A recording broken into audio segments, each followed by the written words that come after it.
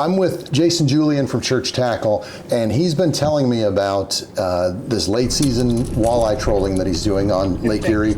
So when does late season start and end? Around 50 degrees. I would think that you'd start getting into the 40s, and that's kind of late season, kind of cold water trolling. And here on the south shore of Lake Erie, like what time of the year does that start approximately? I know it varies by year, but it does. Let's say mid-November.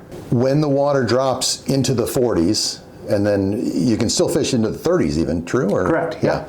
So what changes in the walleye behavior do you see as that water starts dropping into those colder temperatures? So they can be really shallow. That can be part of it. You don't have to go out to 50 feet of water to do well. So the fish can be shallow because the bait's shallow. Your bait is starting to come up, and a lot of times they're in and around the river mouths. Are there any specific environmental like cues, like wind direction, water clarity, moon phase, anything like that, that let you know that it's time that these big fish are likely shallow? A lot of the times I'm keying in on the bait. When you see you're marking the bait going out of the river channel, the seagulls are really collecting. Okay. Kind of everything points to the fact that there's a lot of bait there. Your game fish are there as well. So like a side imaging as you're going out. Yeah, or even I've seen them thick enough in the river where even though you're in a 30-foot shipping channel, your 2D is marking 6 foot deep because the shad are that thick in there. Is one part of the day, early, midday, late, night, is there something that's kind of like a key at this time of the year? Normally we have no trouble catching walleye all day long.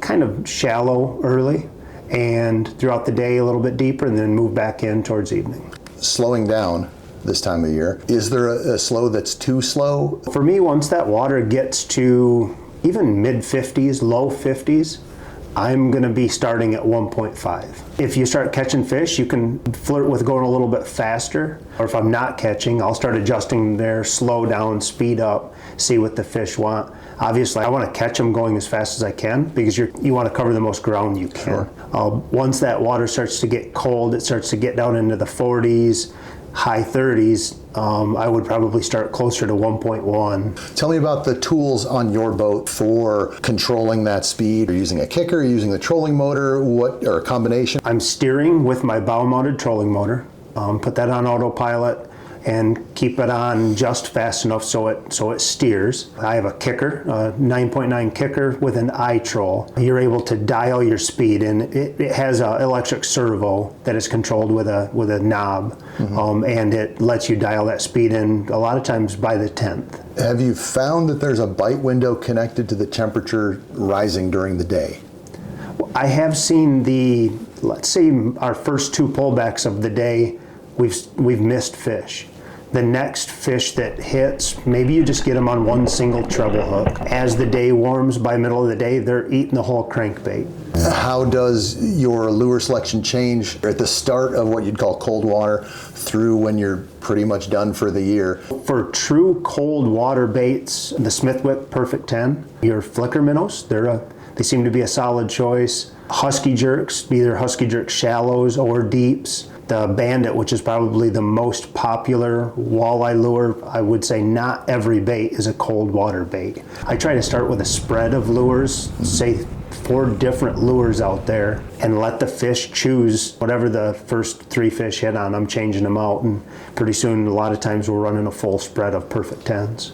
What is it about those 3 or 4 crankbaits that you named that makes them appropriate for this time of year? I think they're a little bit lazier action, not such a crazy wobble, not such a wide wobble, and the walleye really seem to react to that. What do you use to determine what color you're going to choose? Clear water, really bright day, metallic is going to be my go-to. Of course, natural colors. As the water gets dirtier, I'm going to go to dark baits. Is there any adjustment in size as you go from like September, end of summer into that cold water period? I've had really good luck on large baits, so the deep down Husky Jerk 14. The P10 is a pretty big lure. The fish that hatched in the spring, they've had all summer and all fall now to bulk up and get bigger, so I think a bigger profile sometimes can help. But that being said, your smaller baits, your flicker minnow 9s, stuff like that, they can still perform really well. I'll start with a little bit of everything and let the fish show me what they're responding to that day. What is the biggest mistake you see anglers make when they're trolling in cold water? I think speed's probably one of the biggest ones. Guys have done well in the summer going 2.5, and you'll see some guys that are still trying to go 2.5. It becomes pretty critical for those big fish to go the speed that they're wanting, that slower speed, a lot of times.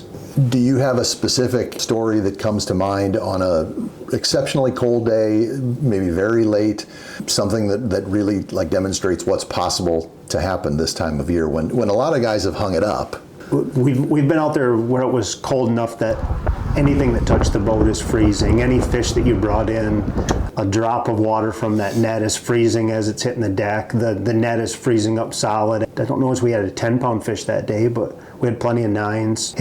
It's really good fishing, and it's what keeps you out there. You can have days that you just dream of in the summertime.